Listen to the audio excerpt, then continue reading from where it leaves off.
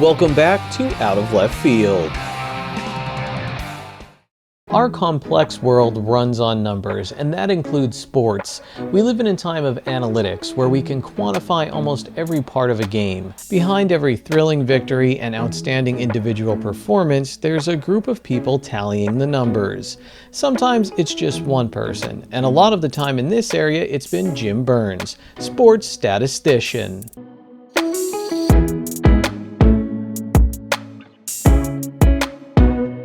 Before things got so complicated, before you could watch pretty much any game you want on your TV while managing your fantasy team from your phone, there was a porch, a radio, a son, a father, and a shot heard round the world. On October 3rd, 1951, Bobby Thomson hit a home run that gave the New York Giants the pennant and sent them to the World Series over the Brooklyn Dodgers. But I remember that with Bobby Thomson, and he had the radio out on the porch. And my dad worked 55 years in the coal mines. Started when he was 15, he quit when he was 70. That was one of many great sports moments Burns got to experience. Burns attended St. Gabriel's High School in Hazleton. It was a place with a great basketball history that included a few state titles and a coaching stint from the legendary Digger Phelps, who went on to lead the Fighting Irish of Notre Dame. I did play basketball. I started on the freshman team when I was in 8th grade, but I guess I never got any better. Burns was not going to make local sports history on the court or in the field, but he did find a home on the sideline, keeping score for the G-men of St. Gabe's and helping preserve history during his senior year. St. Gabriel's was a small Catholic school that played the big public high school in town, the Hazleton High Mountaineers. Hazleton always seemed to find a way to get the victory in the matchup until finally David beat Goliath. I remember, December 22nd, 1961, and I think we won 65-61. After high school, Burns stayed active in sports by playing in a fast-pitch softball league that he also helped organize. When his son Marty signed up for Little League in Hazleton, Burns was a coach, and when his friend asked him to help out at the Hazel Township Little League, Burns became an umpire and he kept score for an all-star team. Very famous all-star team. Once again, Burns found himself recording history. He still remembers all of the kids from 1996 who played on Hazel Township's Little League all-star team that came so close to winning a state championship and making it to regionals. He remembers their names at least. I'll see kids in the mall or something, or people in the mall, and they'll come, Mr. Burns, how are you, and all this stuff, and you remember me? No. I mean, I knew you when you were this high, and now you're 6'3", and so you tell me, and then I'll remember. If they were this high and they had their uniform on, I'd probably remember them, but I don't.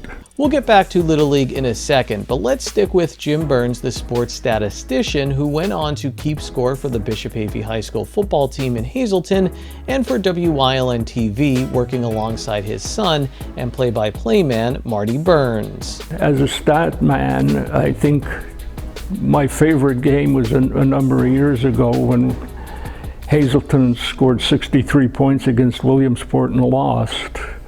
64-63.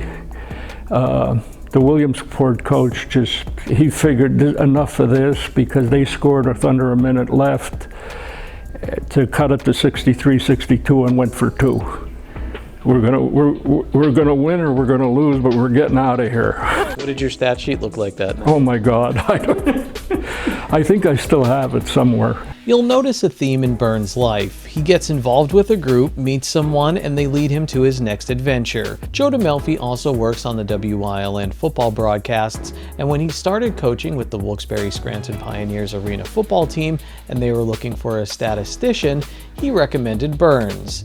However, when Burns went to interview with one of the team leaders, he interviewed me, and then he said then after we got done that I just hired a stat guy yesterday. And he said to me, did you ever run a clock?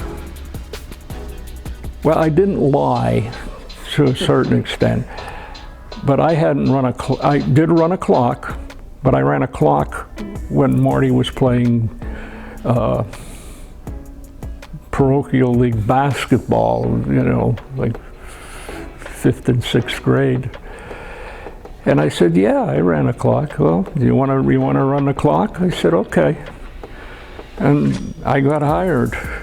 And I ran the clock for every single game, home game the Pioneers ever played. You can say Burns' local sports resume is already pretty full, and that's without the job where he had the biggest impact. 20 years as the District 18 Little League Administrator. Part of his duties included helping organize and run the yearly Little League All-Star Tournament that kicks off every Little Leaguer's dream of Williamsport and the Little League World Series. During his tenure, Burns helped the Hazleton Challenger Little League team get accepted to play in Williamsport during the World Series. The Challenger division of Little League is for players with disabilities. The one thing that stood out in my mind, and I talked to the guy, Japanese team that was there, their coach made the players come and sit in the stands and watch that game because they don't have Challenger in Japan.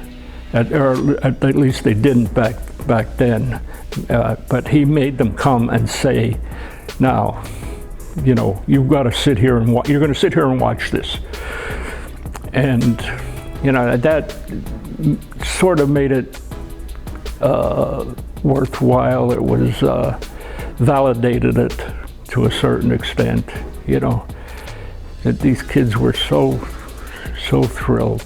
Burns, now 80 years old, decided this would be his last year as the head of District 18, but he's not putting down his scorebook just yet. He'll be back with WILN for high school football this fall.